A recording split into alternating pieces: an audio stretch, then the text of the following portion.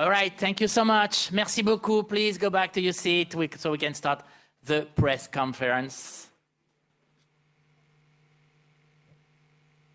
Merci beaucoup. Merci de retourner à vos sièges. Please go back to your seats. Ça va, Forest? No, it's going to be in English. Oh, okay. Yeah. Well, do I have to understand what they say? If you want to put them on when they ask a question in French. Okay. But most of the question will be. Okay. All right. First of all, monsieur, well, congratulations for you, Palme d'Or donor. And I want to talk about myself in a moment here. It was 1988, one of my first festivals. It was the day after I saw one of the films that made my love of cinema even stronger. I'm talking about Bird, of course. It was at the Carlton. There was this young guy sitting, having a coffee after a night of triumph, right after the screening of the film here. And I was like, should I go and tell him how much I loved him in the film? But I didn't bother you. And so I won't tell you now how much I love this film, how much it changed everything for me as a movie lover. I suppose that this screening in Cannes in 1988 was important for you too.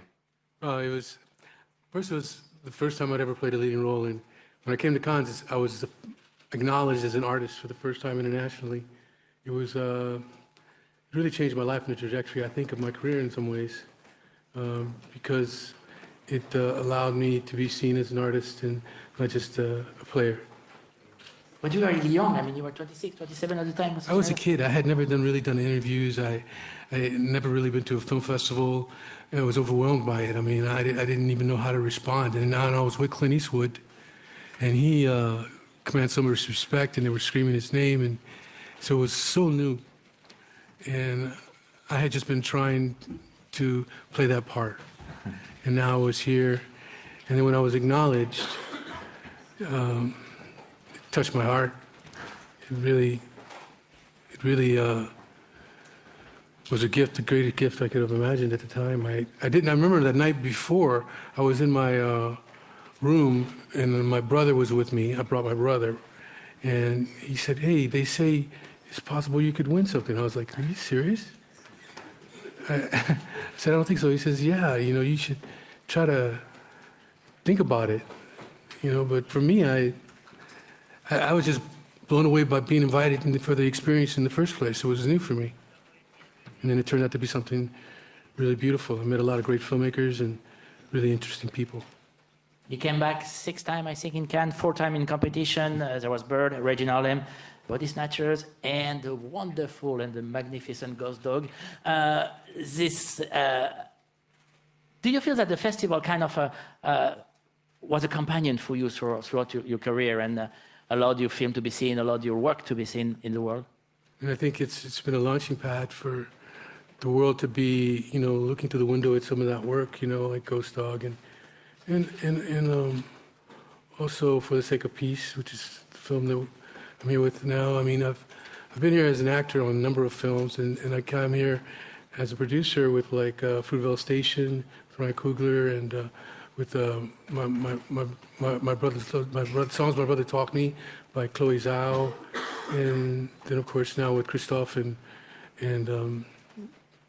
the guys and Joseph, and I mean it's been really an amazing thing for me. So what was the reaction when Thierry called you and talked to you about the Palme d'Honneur? I hadn't thought about that, it hadn't occurred to me, so when he said it, I thought, what a great honor, and it's a place that I really care about. I think even being the 75th anniversary made it even more special, Definitely. So. All right, I'm going to open the floor to questioning, and then we'll talk about the Sake of Peace. I know. Talk about your career first, and then Okay. I'll have the directors coming. All right, I think we have a question. Lady over there. Hi, I'm Sabine from German television, and I'm afraid you just answered my first question, but maybe you could repeat, looking in our direction. I just wanted to ask you when did you come the first time to Cannes, and what impact did the festival have on your life? I came 34 years ago. It was the first time I was a kid, you know, idealistic kid who just focused on his work, kind of method style, really. And the festival allowed me to be respected, known as an artist around the world, and it touched me also just to be acknowledged for all the work, because I worked really hard on that film. I mean, I've worked on other films where it took mostly all of my time, but that was one. And in the end, people like received it, and that's really special. Scott over there. Oh, you need to take a mic. Oh, sorry. I'm sorry, Chas first, and I come back to yours. Oh, Scott over there. Thank you, Monsieur Didier. Monsieur Whitaker, I am so happy for you getting an honorary Palme d'Or. And my question for you is, you've acted in so many iconic roles, but now you and your producing partner, Nina Yang Bon Jovi, in significant productions, you've also given many opportunities to new filmmakers who are becoming very important in the landscape, such as Ryan Coogler and Chloe Zhao, even one of our jury members, Rebecca Hall. Yes, with Passing. the movie Passing. Passing, beautiful. Does this Palme d'Or, will it I think in the future, are you going to concentrate more on giving more opportunities to emerging filmmakers in your production role, or will you continue to act in as well? And I think there'll be more films that our company produces. You know, we did some launching of those films here, you know, with Ryan's movie, Fruitvale Station, that was shown here in Juan, in certain regard. That was the first one out of my company. And then, of course, Chloe Zhao's movie, which she's a very special director. And even, you know, and now we're bringing the film with Tomas and Christophe, and they're coming with For the Sake of Peace. So it's all about different, diverse voices that can bring stories to life that don't get a chance to be seen. And that's what we're going to continue to try to do, and we'll be doing more of that on television as well.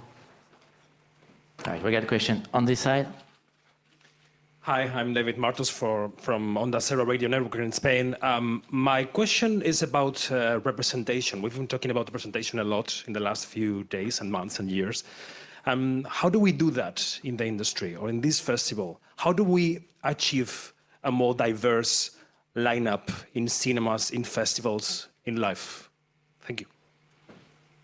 I mean, there's different answers to that. I mean, I think right now we're seeing a different opportunity with streaming that's allowing there to be more niche markets, to be grassroots marketing towards a group, you know, which is more subscription-based.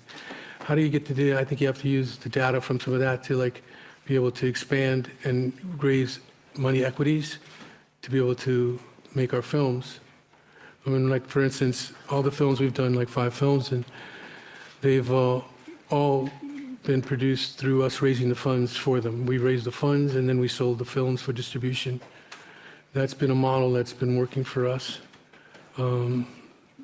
And I think that's the one that can be looked at by others.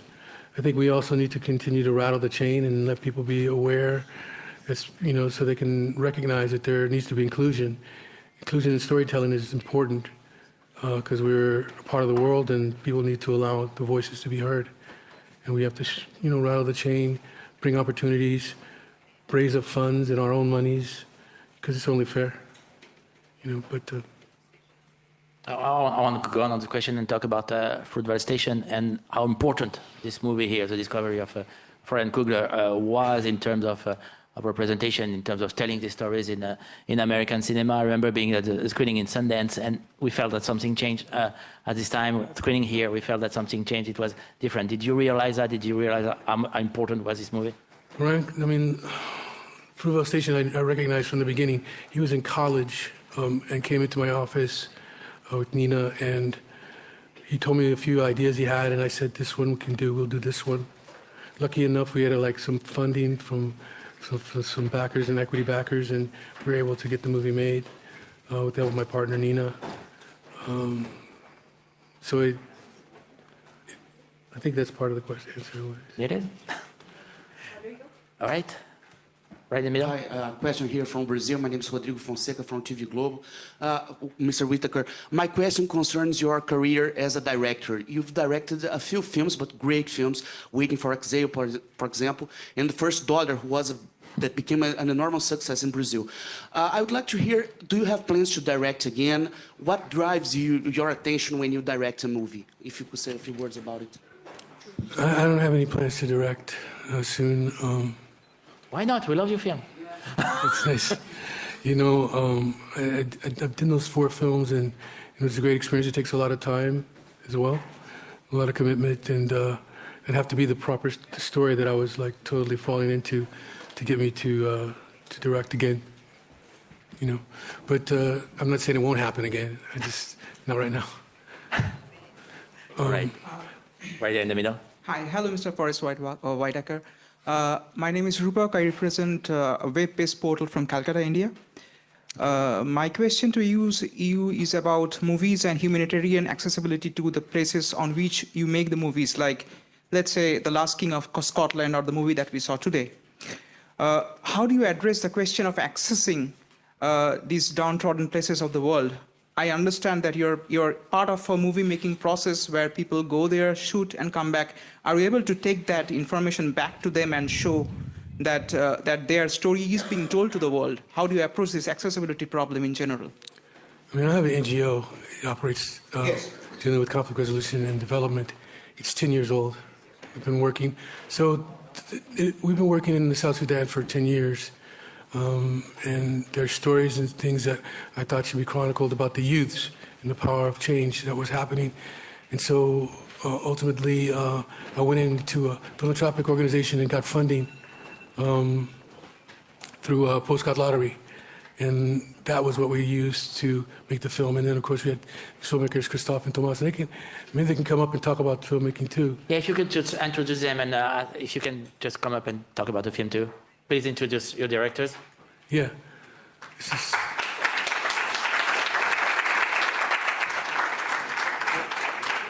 It's Christophe and Thomas. And we gotta get you. Bonjour. Vous avez un seul micro pour 2, mais. Ouais, on va se débrouiller. Voilà. But to just The movie is The Sake of Peace, for those who don't know. to finish out the stake, and so I took the information and wanted the need to tell the stories of what we were working on already in the environment, and then these 2 gentlemen took on the task of spending 6 years as we worked on the project to bring those stories out for you to see. Donc nous avons à la table Christophe Castagne. We have Christophe Castagne and Thomas here with us. Could you say a few words about how you worked with Forest on The Sake of Peace? How did things go? Alors, on a eu la chance formidable We were travailler extremely avec fortunate Forest, to work parce qu'au with départ, on a Forest. travaillé pour To start l'ONG with, we worked de for Forest. the Forest On a commencé NGO, à faire une and série we de started portraits to make a series of peacemakers portraits of peacemakers qui ont été formés par l'ONG de Forest. who were Ça a commencé trained au by Mexique, Forest en Ouganda, NGO. It started in Mexico, then Uganda, and then we were in South Africa. De ces tournages de And when portraits, we were shooting these portraits, we discovered such wonderful people quelque chose qui est plus who pour nous tous, qui est la paix, had je pense, et en something. ce They moment, were spokesmen for peace, which is very important today. And Forrest said at a given point in time, well, why don't we make a real documentary? Voilà, donc nous, c'était une formidable So it was a wonderful opportunity, opportunity d'abord de for travailler us sur ce thème-là, to work et, on this dans ce topic, pays-là, et a fortiori de travailler and of avec course to work tel personnage with such an amazing du cinéma, person acteur, in the bien cinema, entendu, mais an aussi producteur actor, et surtout a un homme de paix producer, absolument fantastique. and a real Donc voilà, man on a of commencé à peace. travailler là-dessus, et So on we s'était started dit to que work on ça this, prendrait and we peut-être thought un it an, might 2 ans, take 1 or 6 2 ans. years, and it actually took 6. Une très longue It was a aventure. long, long adventure, and it wasn't exactly easy. The Whitaker Peace and Development Initiative has been in existence for 10 years, and we're in 8 countries. We've affected the lives of 1.5 million people directly, and maybe $5 million people indirectly. So it's through that beginning mechanism I was just talking about. You were asking that question of how we got the information and knew to do it, you know? Oui, je pourrais également ajouter Well, I might also add énormément de that d'engagement. We had to have a lot of commitment and perseverance to make the film. 6 years is a very long time. We had to stop the filming because of the situation in the country, which was deteriorating. We were a very close team, and we had to be in order to succeed. I think we can feel very proud of this work. It took a long, long time. There were moments when the film was really in danger and everything could have just stopped there. But together, we were able to find the resources to make the film that you'll be seeing. And I think this is something we can all feel very proud of. To answer the journalist from Brazil, you were wondering about the characters who we filmed. We're not in daily touch with them, but today they're all on WhatsApp and on Facebook.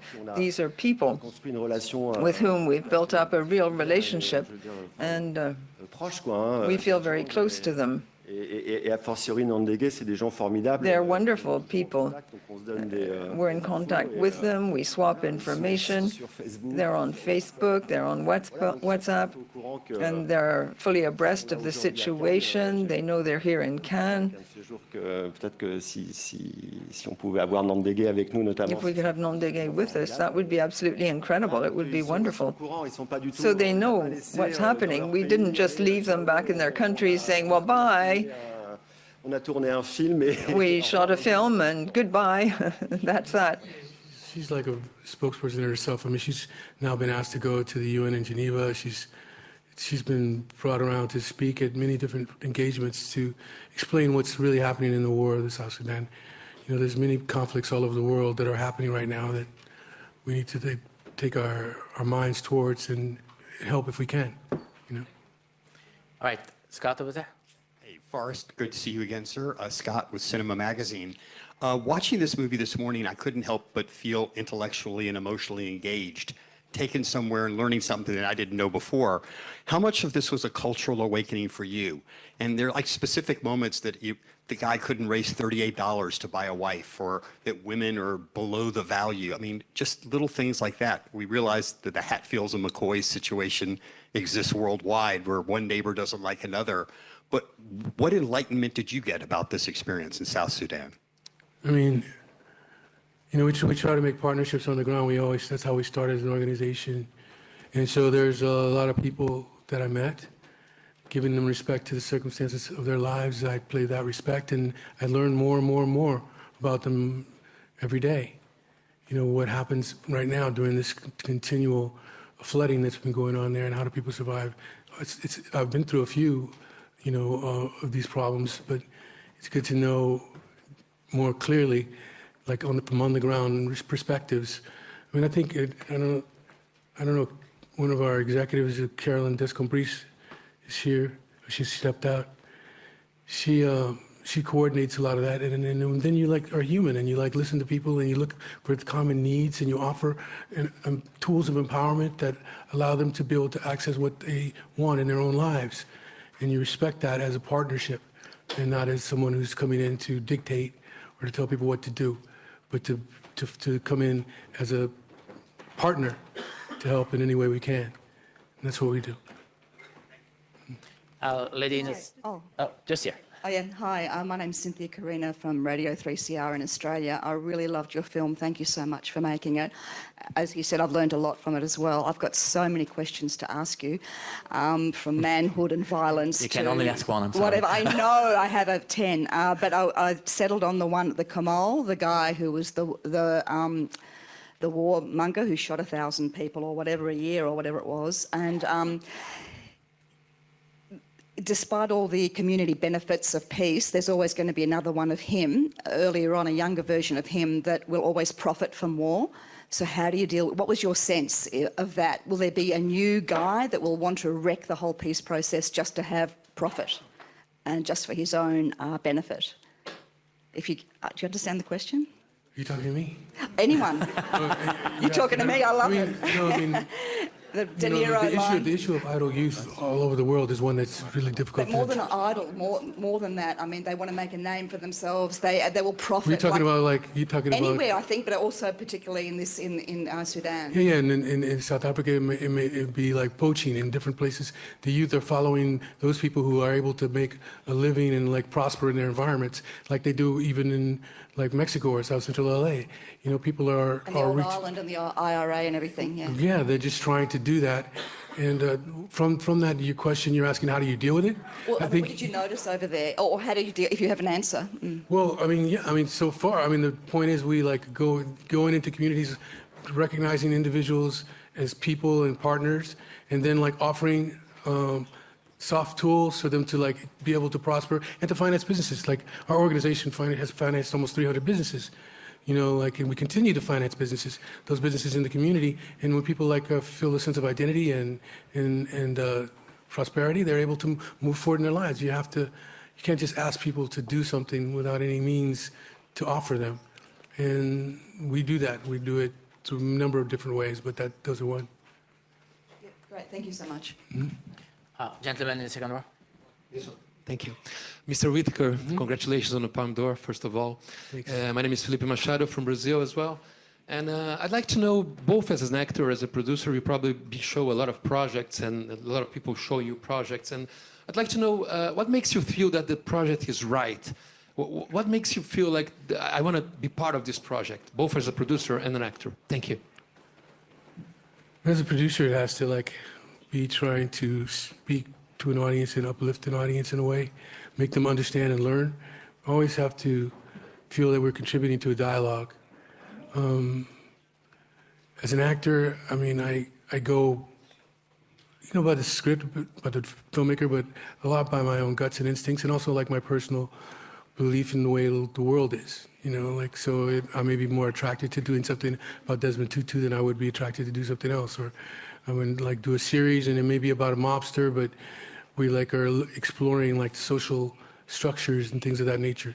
So all of them are going to like be living inside of the moral structure that I have for myself, and that's a big telling point to choosing what I'm going to do. We got a question over there. Au fond là-bas, merci. Hi everyone, my name is Gideon Ajayi, representing La Belle Paris magazine. Thank you, Mr. Forest, for what you do. And thank you for all the memories you've given us right from childhood.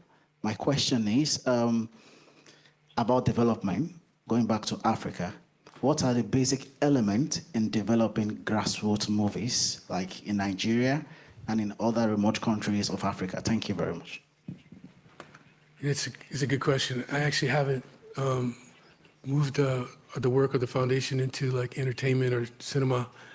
We have what we call a Cinema for Peace program, but that program is basically to show films in different communities so that we can have dialogue and discussion. I think I would mark that as long as you can find your distribution chain and you like have the skill sets to be able to make a film, which anyone can make a film with a cell phone almost today, then it's possible to tell the stories if you're a good storyteller. And I think the biggest thing is just about funding and distribution, which is what the gentleman was asking about earlier. And that is the same issue that people have all over the world. Okay, on a une question ici. Hi, it's Chris from Belgium. Mr. Whitaker, you're mentioned as part of the cast of Megalopolis from Francis Ford Coppola. So you can confirm that. Could you tell us some more about it? Did you talk to Francis about it? What's the script about? We want to know. I don't know how much he talks about the script, but I definitely talked to him. We've been talking for a few years now. He's done some rewrites working on the project. Through the pandemic, he was working. And now it looks like we're going to be starting to shoot in August, around that time. The cast is coming together. I'm excited about working with Francis Ford Coppola. He's an amazing filmmaker. So I'm excited about that. But in the story, it deals with the city and like the power structures within it fighting for power. It's one more progressive and one conservative. It's significant. Yeah. You like the script? Yeah, I like it. I mean, I like the script and I like him. We got a question over there. Hello, Florencia Angeles from the W Radio in Mexico and Colombia and Spain also. I would like to know a little bit more about your foundation and your ONG, because you have a project in Mexico, and how we help the young people, and if you have also the project in Colombia, because we have a peace process after the guerrilla, after the cartel of drugs. If you perhaps you have a project also in South America. Thank you. I wanted to do a project in Tijuana, which is one of the most violent cities in the world, but also was on the border of where I was raised in California. So we went in and started our program, and the program is still active today. It started in around 2012, and then we branched ourselves out to Chiapas. So we have 2 centers. We always work by building centers so that they can act as a hub for the community to come and be able to access knowledge and information and give opportunities of building skill sets. So we're in those 2 places. I don't know when we'll be moving. It depends on the kind of partnerships into other areas of Latin America. That'll probably happen. We've been discussing it for years, but we haven't made the decision, and we haven't gotten the partnerships for that yet. A lady in the second row. Alice Kanderian for Cinemagia, Romania. I'm very glad to see you again after I got the chance to hear a lot of, to get more information about your foundation at El Gouna Film Festival in Egypt. Yes, so I really liked the documentary, and I will have some questions for you regarding the structure of the documentary. You are saying that it took 6 years. And was it clear from the beginning that you're going to focus yourself on the conflict between the 2 communities, I think Logir and Didinga?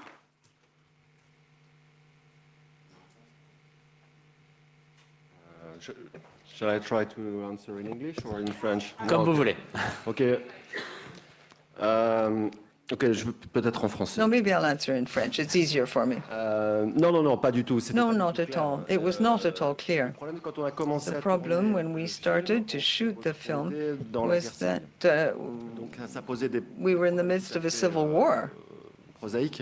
So that gave rise to very down-to-earth problems like safety and how could one travel. In the city where we were shooting, at the beginning of the film, if you went 2 kilometers out of the town, you ended up in the middle of a civil war and you could be killed. It was a huge risk, a very great danger. If you drove along, you had 8 chances out of 10 to be shot at.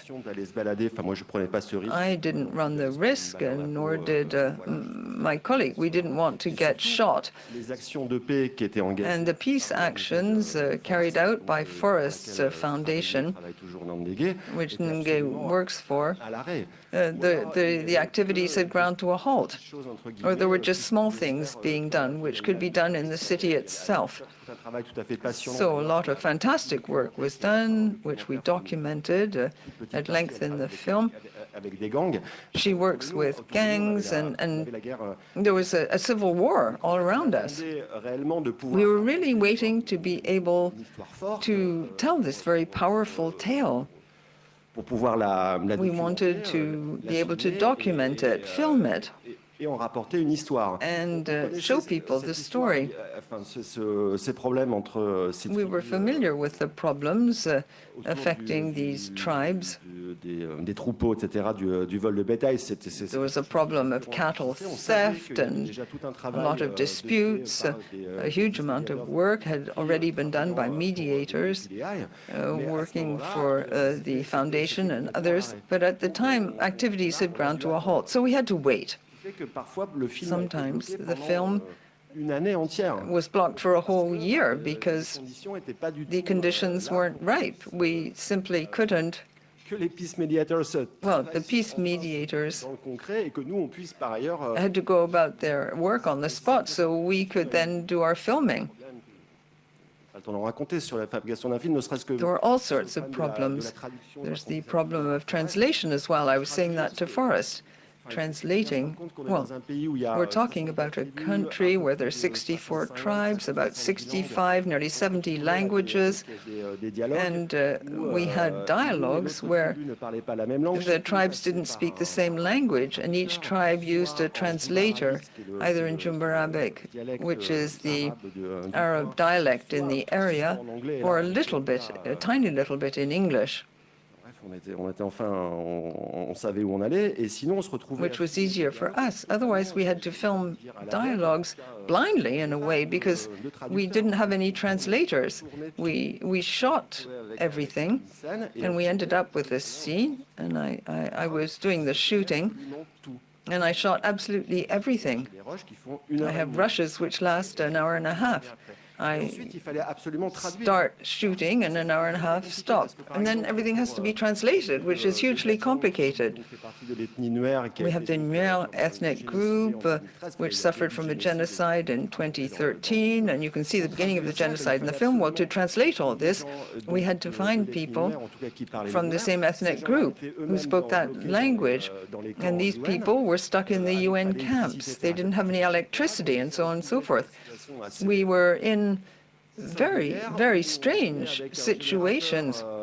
We had to go with a power generator and with some oil, and we put the power generator on so that we could charge the battery of a computer so the guy could do the translation for us. This was just one of endless difficulties. It explains why the film took so very long to shoot and to get here to Cannes. Time for 2 or 3 more questions. Was that? My name is Falila Gbadamassi. Microphone, please. My name is Falila Gbadamassi. I am so happy to see you. My name is Falila Gbadamassi. I work for AfriCine. I just want to ask you a question about the fact you play Idi Amin Dada in the last King of Scotland. You play a cop in Zulu, and you are producing this documentary about Southern. How is it important for you to talk about African to talk about African stories in cinema when you are acting or when you are producing? It's kind of is it a way to maintaining because you are Afro-American, the link with the motherland, kind of. Thank you. Yeah, I mean, I was working in Uganda, and I started working there with a friend. He had an orphanage, Samokelo, it was called Hope North, and I guess from doing that work with him and working with the youth there, I started to see the same thing in the eyes of the kids that I had known when I was growing up. Some of the things that I understood about, stress and problems and stuff that needed to be overcome. And so it felt to me like I was connected. So I decided to start working there. And I started working in Uganda first in my friend's NGO and helping him to build the dormitories and different things of that nature. And then later with the UN and with UNESCO, working with them to address problems, but it was a kinship that I found, but as an organization we work all over the world. We're in 8 different countries, and we're continuing to grow. So it's looking for people that there's a need and that there's a way to be followed through. But yes, I mean certainly it started through me understanding more of my African heritage. We got a question over there. Hello, Mr. Whitaker. My name is Fiona Mogadam. I'm a French journalist for the French radio France Culture.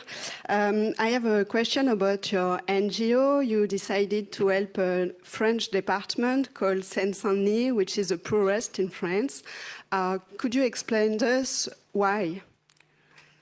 I guess because I became aware. We've been working, our main offices are in Paris. They're in the UNESCO building. They've been there for the last 10 years. So I've been coming in and out of France, and a bank was working with us to fund some of our projects, and they asked me to go look at Saint-Denis. And I realized some of the problems that were going on there also were differently expressed, but in other areas. And so I decided that there may be a way to partner with the NGOs that already exist there, and to partner with the community to be able to have some positive impact, but always, of course, trying to learn from all the people that were there before us and were there at the time that we've come in. So it's been a journey. It's like we take slow steps because we want to get to know the environment, what the people need, and if there's something that we can offer in our skill tools and skill sets that could help the situation become more prosperous for the community. Okay, last question will be over there. Mireille Deutsch-Welle, j'aurais une question aux deux réalisateurs. I have a question to the directors. You explained in your document that there were many agreements that weren't kept. Did peace and reconciliation really work this time? And did the government keep its promises vis-à-vis the community? Yes. Le deal qui a été passé entre les deux tribus between the two tribes c'est-à-dire qu'il n'y a pas eu d'agression entre les deux tribus. Is in force. There has been no aggression between the two tribes, so things seem to be working still. It's a true success because it was very, very difficult, in fact. The action we filmed in the film, well, action had already been taken a few years ago, but it didn't last, so it's quite wonderful to know that what you see in the film still works today. As to the government promises, I don't know exactly how things work in the field, whether things have changed. But what I can say is that, yes, the deal is still in force and it's had a huge impact on people. All right.